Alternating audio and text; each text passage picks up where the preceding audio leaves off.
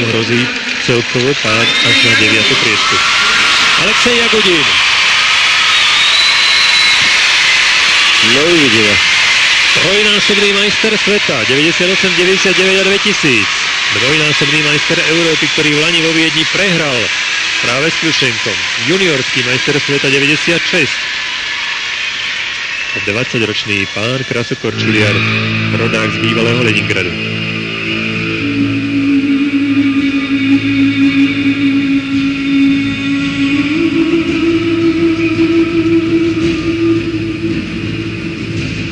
Pre svoju voľnú jazdu si vyberal príbeh Gladiátora. Hudba Hansa Zimmera.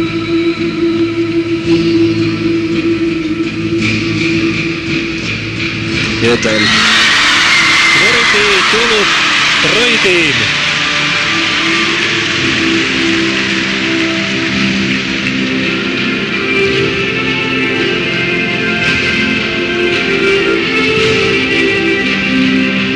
Ešte jeden.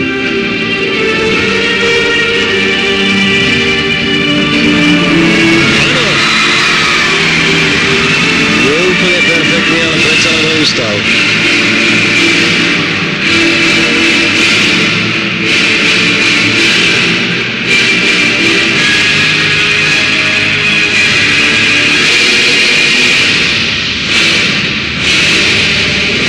Oj, tak to je škoda.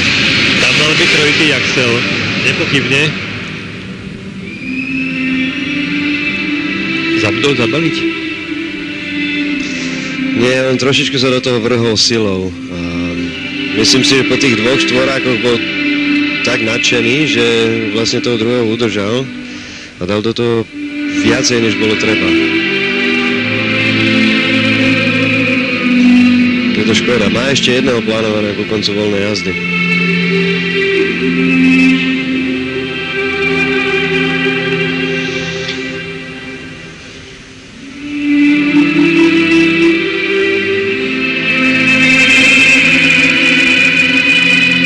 Trojitý flip.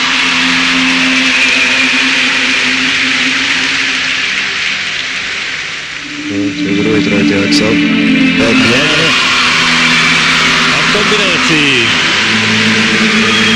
To mám taký pocit, že to tam pridal, pretože druhý trojitý Axel je úplne na konci.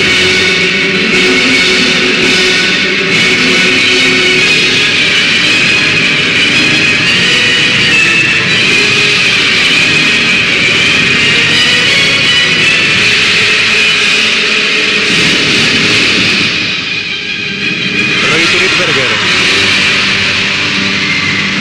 Bojí je chlapec.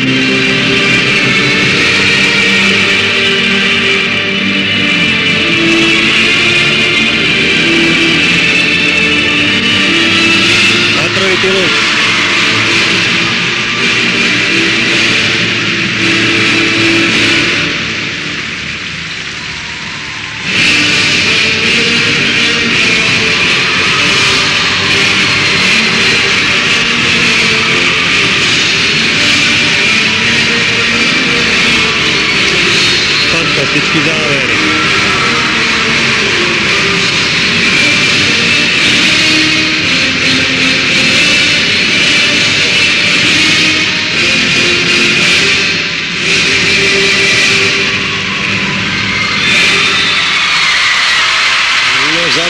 chlapec. Ale neviem. To bolo lakonické konštatovanie Jozefa Sabovčíka. Ja si myslím, že si zaslúži obrovské absolutorium za to, že to nezabalil vo chvíli, keď neskočil trojitého axla, že sa pokúsil o nemožné a svojím výkonom dokázal, že to je obrovský bojovník. V tejto sezóne ešte takú kvalitnú voľnú jazdu nepredviedol a vlastne pri príchode do Bratislavy povedal, som pripravený možno na 70-80%, ďaleka to nie je ešte ono. Predsa len majstrovstvá sveta sú pre mňa väčšou výzvou. Mám obrovskú motiváciu získať 4. titul za sebou, ale budem sa snažiť byť dôstojným súperom Evgenia Plušenka a myslím si, že to do bodky Alexej Jagudín naplnil.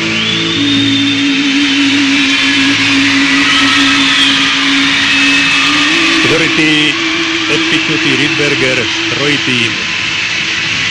Úvodná kombinácia. Pozerajte sa na ďalšie jeho pokusy. Tu je ten druhý štvoritý tulub, ktorý ustál. No a potom prišli ďalšie prvky. Zvládol aj kombináciu trojitého axla trojitým tulupom. A vrátil sa vlastne do boja o zlatú medailu.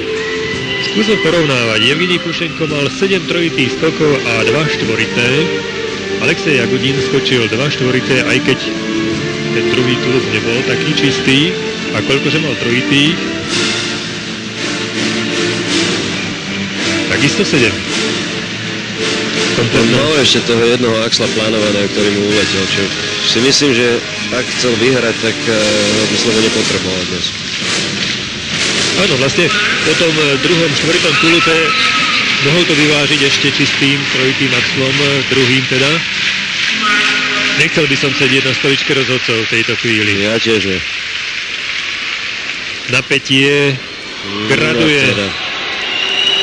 5-6 to je trošičku málo. Je to silná káva, 5-6 je málo. Tak s tým nesúhlasím absolútne.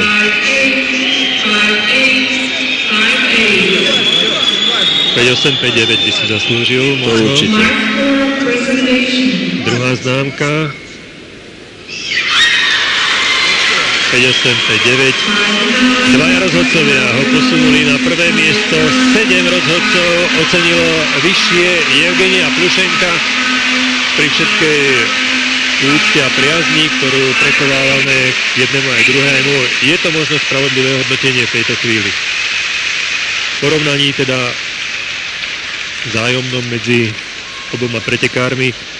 Druhá vec je, že tých 5-6 bolo naozaj